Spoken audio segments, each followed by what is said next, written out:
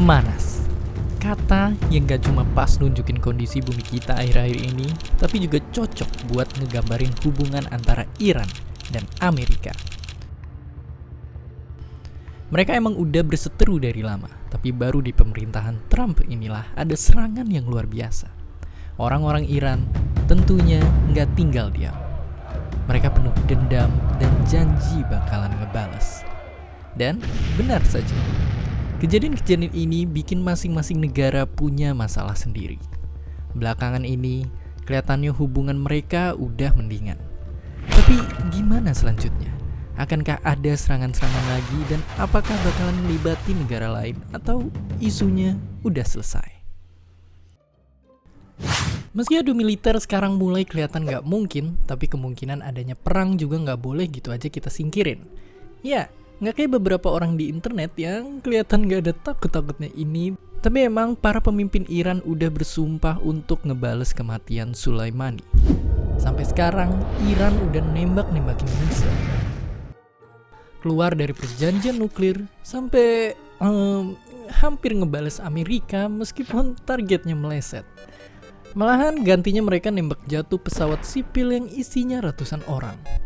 Gara-gara itu baru-baru ini Amerika udah ngasih sanksi ekonomi buat Iran yang nyebabin ratusan ribu orang Iran di Amerika jadi kesusahan. Kelihatannya Iran bakalan usaha total buat ngelawan sanksi tersebut. Tapi sekarang pertanyaannya, bakalan setotal apa? Karena belum ada kejadian yang fatal, kita cuma bisa nebak skenario apa aja yang mungkin terjadi. Mereka bisa aja ngerespon sanksi ekonomi ini secara keras. Tapi kalau sampai ada orang Amerika yang jadi korban, pastinya pemerintahan Trump nggak bakal tahan diri untuk nyerang markas mereka. Selain itu, sekutu masing-masing juga bisa ambil peran. Kalau Amerika berencana untuk dapetin izin perang dari PBB, Rusia, dan Tiongkok yang sekutunya Iran bisa ikut ngelawan. Tapi sebenarnya kalau kita lihat lebih jauh, perang di zaman sekarang itu ibarat makan bubur pakai sumpit, nggak ada faedahnya. Pertama dari geografi, masuk ke Iran itu nggak kayak jalan-jalan. Iran itu saking gedenya, gabungan wilayah Prancis, Jerman, Swiss, Belanda, Belgia, sampai Spanyol masih lebih kecil dari luas negara Iran. Negara ini di kanan kirinya dikelilingin pegunungan, dan di bagian selatannya pun ada lautan. Di tengahnya gurun terlantar. Pendeknya, Iran itu ibarat benteng. Amerika bisa nyoba masuk ke laut Afghanistan, tapi ngebangun markas militer di sana kayaknya nggak mungkin soalnya Afghanistan itu udah CS-an sama Rusia. Kalaupun berhasil, mereka masih harus 62 gurun dan itu sulit. Pilihan lain yang mereka punya adalah masuk Iran lewat perbatasan Irak, kayak yang pernah orang ini lakuin di masa lalu. Dia dulu sampai berhasil nguasain satu kota, tapi nggak lanjut lagi karena dihadang pegunungan. Dan tentunya Iran ngejadiin itu pengalaman berharga. Timur enggak, Barat enggak, pilihannya sisa dari Laut Selatan. Selain medannya susah, Iran juga udah nyiapin persenjataannya di sana. Mereka bahkan juga ngebangun benteng-benteng. Dan meski misal entah gimana Amerika berhasil masuk laut situ, kota-kota besar Iran adanya di utara. Perjalanan mereka masih sisa sangat panjang. Kedua, dari sisi militer, Amerika itu punya tentara yang paling serem dari semua negara di dunia.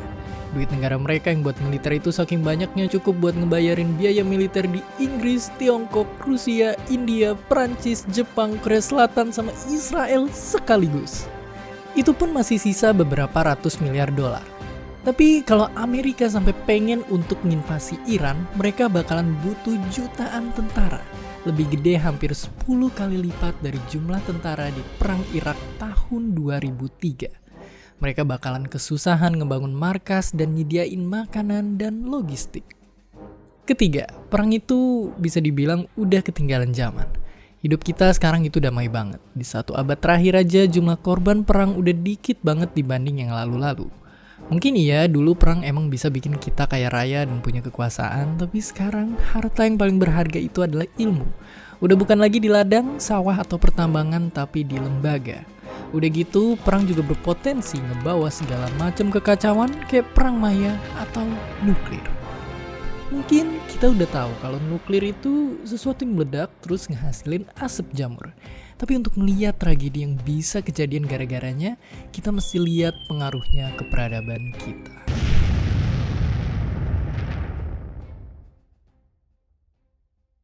Ini adalah pertama kalinya senjata nuklir diledakin.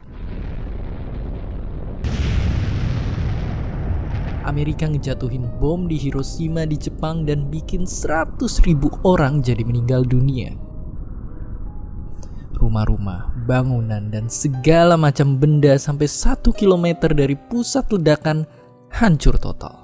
Yang sisa habis itu cuma awan bentuk jamur yang tingginya sampai 18 km, ngelebihin tinggi 130 gedung Monas yang ditumpuk. Biar bisa paham seberapa menakutkan senjata nuklir, kita juga mesti ngerti kekuatan mereka. Biar gampang, mereka biasanya kita bandingin sama energi dari TNT. TNT seberat 1 kg itu cukup untuk ngancurin kendaraan kecil. Bom Hiroshima itu kuatnya setara 15.000 ton TNT alias 15 juta kali lebih besar.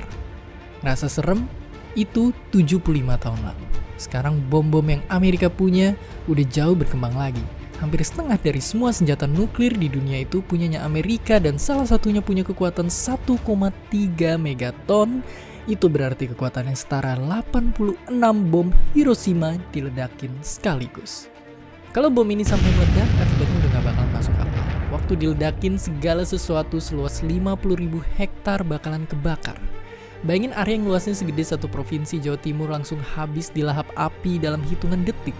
Parahnya lagi, radiasi bahaya yang siap ngeracunin badan kita bakal nyusul di hari-hari dan bulan berikutnya. Bahkan dengan kemajuan teknologi kita, nggak ada cara yang bisa kita lakuin untuk bersiap ngadepin serangan nuklir. Kalaupun selamat dari ledakannya, nggak ada rumah sakit yang bisa nanganin pasien korban nuklir.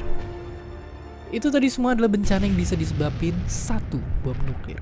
Senjata yang dibuat tanpa perikemanusiaan sedikit pun dan cuma ngebawa derita. Tapi sekarang jadi sisa satu pertanyaan. Kalau udah tahu segala macam akibat buruk yang bisa timbul perang, kenapa Amerika dan Iran kekeh terus repot-repot nyerang satu sama lain? Tentunya ada banyak yang bisa jadi jawaban, tapi para ahli mikir kalau serangan Amerika ini strategi Trump buat pemilu Amerika nanti yang pendukungnya emang suka aksi berlagak jagoan seperti ini. Tapi di sisi lain serangan ini juga bisa bikin orang raguin dia. Apakah dia presiden yang beneran ngalahin kelompok radikal atau pemimpin yang justru ceroboh yang gak bisa pikir panjang. Jadi udah beberapa waktu untungnya konflik dua negara ini kelihatannya udah mulai lumayan adem. Mungkin transaksi ekonomi emang bakalan ngadepin berbagai hambatan. Tapi apakah berantemnya mereka ini bakalan jadi perang? Ayo diskusiin pendapat kalian di kolom komentar di bawah. Dan seperti biasa, terima kasih.